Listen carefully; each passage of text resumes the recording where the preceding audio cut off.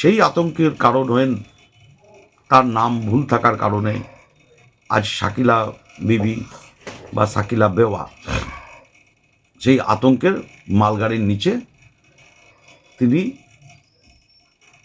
আত্মহত্যা করেছেন। তার পরিবারের যারা আছেন তারা এই কথা বলছেন। নিশ্চিতভাবে এই মৃত্যুর দায় বিজেপি পার্টিকে নিতে হবে।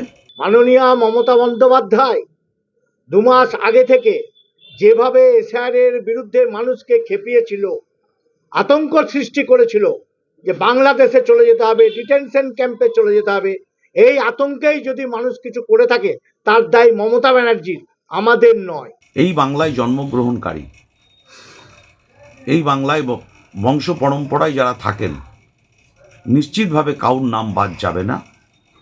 বৈধ যারা নাগরিক তাদের সবার নাম তুলতে হবে। এটাই কিন্তু মমতা বন্দ্যোপাধ্যায়ের আন্দোলন, অভিষেক বন্দ্যোপাধ্যায়ের প্রতিজ্ঞা।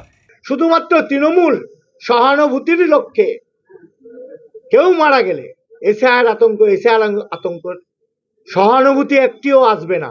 কারণ পশ্চিমবঙ্গের সাধারণ জনগণ চাই এসআইআর হোক, এসআইআর হচ্ছে, এসআইআর হবে এবং সম্পূর্ণ স্বচ্ছ ভোটার তালিকা প্রকাশিত হবে।